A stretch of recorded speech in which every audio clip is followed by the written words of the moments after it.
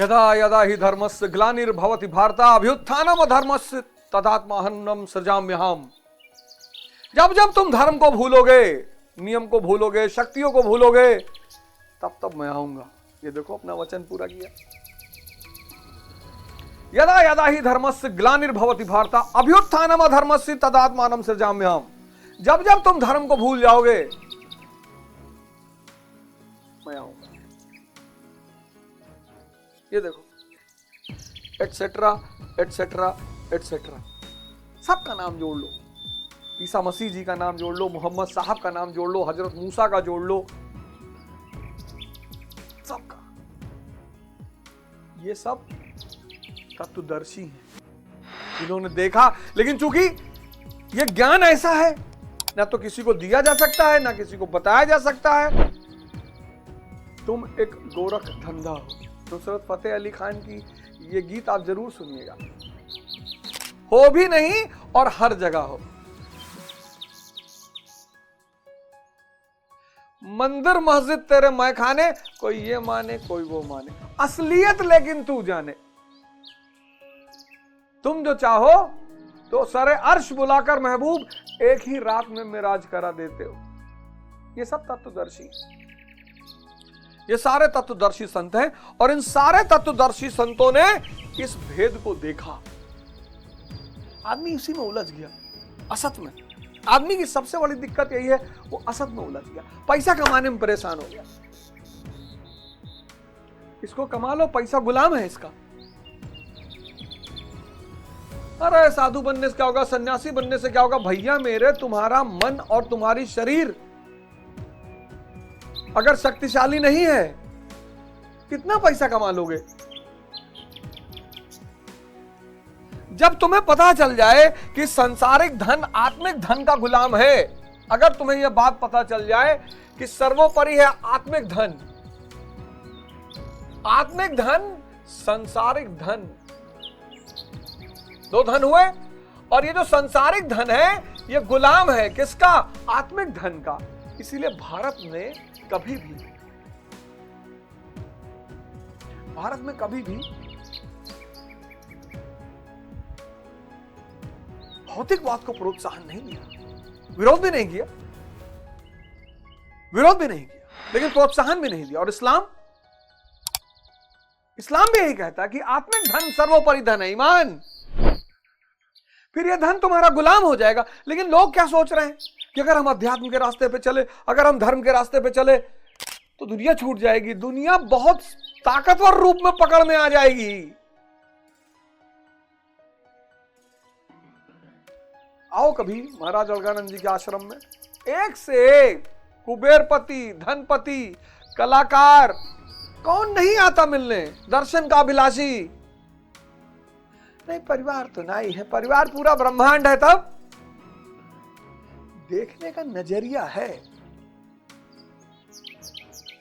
तुम्हारे पास बुढ़ापे में एक लड़का, वो भी तुमको ले गया वृद्धाश्रम छोड़ आया। और महाराज जी के पास पहले बुजुर्गियत है ही नहीं, और ऊपर से 10,000 शिष्य खड़े हैं हाथ लगाने के लिए। एक हटेगा दूसरा लगा लेगा, दिखाई नहीं पड़ता।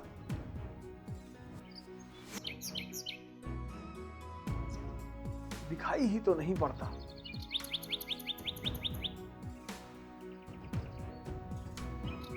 सत असत और तत्वदर्शी, ये जो सत असत का भेद है, ये सिर्फ तत्वदर्शी, ये भगवान बुद्ध,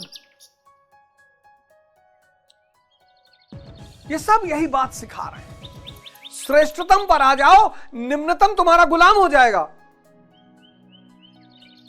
मतलब हाइयर स्टेज पे आ जाओ, तो जो छोटी छोटी चीजें वो तुम्हारी गुलाम हो जाएंगी। तुम कह रहे हो अगर छोटी चीजें मैंने छोड़ी, अगर बड़ी मैंने पकड़ी, तो छोटी छूट जाएगी। तुम भगवत्ता को उपलब्ध हो गए, ये सारा ब्रह्मांड तुम्हारा। तुम 10 शादी कर लो यार, कोई मना किया है? तुमने जीवन को ऐसा बांट दिया है, तुमने ये कर दिया कि जो आदमी आध्यात्मिक है वो संसारी, जो आध्यात्मिक है वही इस संसार को बैलेंस रूप से।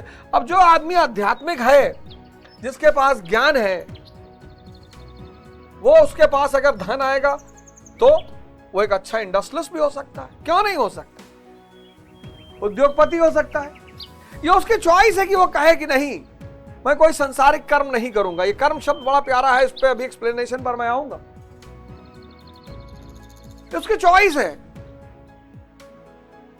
कि मुझे विवाह नहीं करना, मुझे परिवार, ये उसकी चॉइस है, कंपल्शन नहीं है। ये तुमको बताया गया है कि अरे साधु हो जाओ तो विवाह करे, सब परिवार छूट जाए, घर कौन बोला है?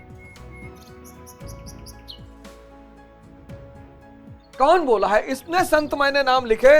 ये देखो भगवान बुद्ध वापस लौट कर गए और अपने पत्नी और बच्चे को लाए संघ में, क्षमा मांगा। संत कबीर पत्नी लोई और बेटा कमाल और कमाली, और कमाल उनका बेटा और महान, बूढ़ा वंश कबीर का उपजा पुत्र कमाल, वो भी अरहत हो गया। गुरु नानक देव जी पूरा संसारिक जीवन, पत्नी, परिवार, बच्चे, गांव बसा दिया करतारपुर, करता कपूर।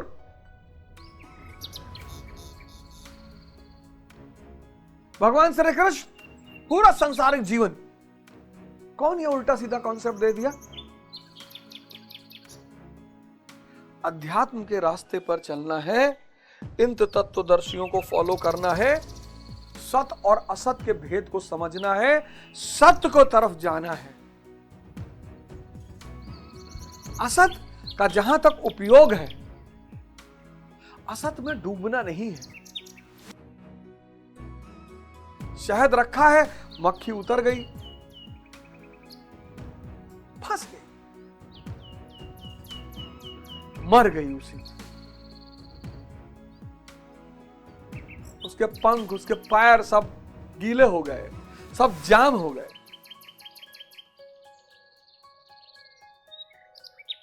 अब मक्खी की मृत्यु को देखकर क्या इस बात का डिसीजन लेना कि शहद,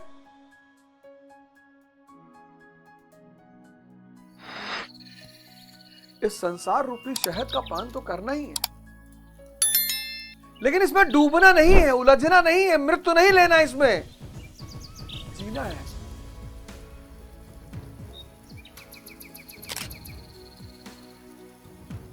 सब करना है, सारे आश्रमों का पालन करना है, ब्रह्मचर्य, गृहस्थ, वानप्रस्थ, संन्यास।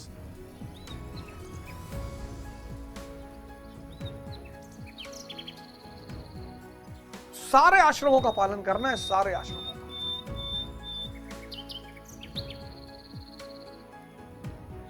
ये सीरीज जब शुरू हुई, ऐसे ही शुरू हुई,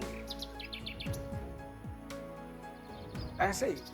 प्रभु को जब काम लेना होता है तो प्रभु ने सारी व्यवस्था मेरी करा दी, सारी, और फिर आदेश दे दिया कि जाओ। तो दर्शी आत्मा और ईश्वर पे मौन है, एग्नोस्टिक, अज्ञेयवादी, बोलते ही नहीं, बोलते ही नहीं। गूंगा केरी सरकरा, खाए और मुस्काए। गूंगा केरी सरकरा, खाए और मुस्काए, कबीरदास जी ने कहा। किसी ने, कबीरदास जी ने कहा कि आत्मा परमात्मा कुछ कहिए, कहीं गूंगा केरी सरकरा खाए और मुस्काए। जैसे गूंगा के लिए शक्कर है, गुड़ है, उसे पूछो कैसा लग रहा है, वो खाएगा और मुस्कुराएगा, बता नहीं पाएगा। तत्वदर्शी बुद्ध, भगवान बुद्ध। इतनी चर्चा सेक्स पर होनी चाहिए, लेकिन आज की जो चर्चाएं हैं उसमें बहुत सारी चर्चा तो बड़ी अनर्थक है, वो तो बहुत दूसरे रास्ते पे ले जा रही है। सेक्स की चर्चा अनिवार्य है, लेकिन आज जो चर्चाएं हो रही हैं तो बहुत ही दूसरे रास्ते पे ले जा रही हैं, तो विनाश के रास्ते पे लेके जा रही हैं।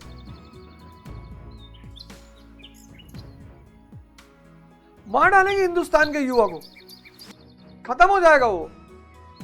पश्चिम में मानवतावाद का सिद्धांत और भारत में मानवतावाद के सिद्धांत में बहुत फर्क है। जो मस्त है, आनंदित है, उसको कहां शराब की जरूरत है? पश्चिम का आदमी पैसा कमा लिया, घूम रहा है चारों तरफ, पॉपुलेशन कम है,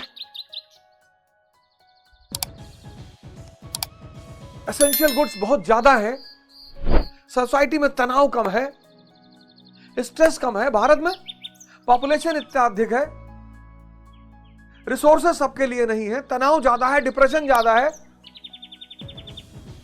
उसमें अगर पश्चिम के पर्सपेक्टिव को भारत में अगर प्रमोट किया जाएगा तो खत्म हो जाएगी जनसंख्या। वहां अगर हस्त मास्टरबेशन पर चर्चा होगी, हस्त मैथुन पर चर्चा होगी और कहा जाएगा करना चाहिए, तो वहां अलग, वहां कोई कर ही नहीं रहा है क्योंकि तनाव में नहीं है। और कर रहा होगा तो 1% 0.1% की जनसंख्या होगी। यहां तो इतने लोग तनाव में, इतने लोग तनाव में।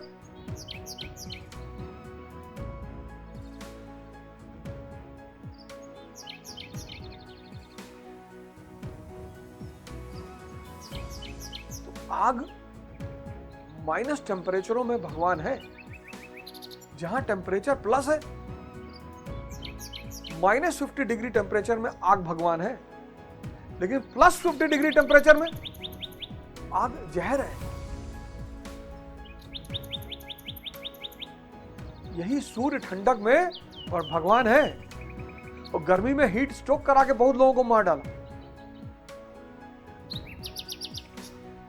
धीरे धीरे आगे बढ़िए, धीरे धीरे परिवर्तन करिए, एक एक दिन परिवर्तन करिए। डरने की कोई बात नहीं है, पर परिवर्तन जरूर करिए। एक एक दिन एक चीज में परिवर्तन कीजिए। मैं 4 घंटे पढ़ूंगा बस, मैं 6 बजे उठूंगा बस, कोई जरूरत नहीं पहले दिन 3 बजे उठने। मैं आज एक बार सूर्य नमस्कार करूंगा बस। धीरे धीरे धीरे धीरे रे मना, धीरे सब कुछ हो। और इन सब चीजों को करिए, परिवर्तन हो तो बढ़ाइए। जितने लड़के हो, युवा हो, ग्रुप बना लो, सब लोग सुबह आके दंड बैठक किया जाएगा, सूर्य नमस्कार किया जाएगा। जब 10 लोग का ग्रुप हो जाएगा। हमारी सोसाइटी में एक महिला है, कहीं भैया हमको बहुत गंभीर बीमारियां हो गई, मैंने कहा मैं सबको योगा सिखाऊंगी। बोली मैं भी ठीक हो गई और पता नहीं कितने लोग मुझसे ठीक हो रहे हैं।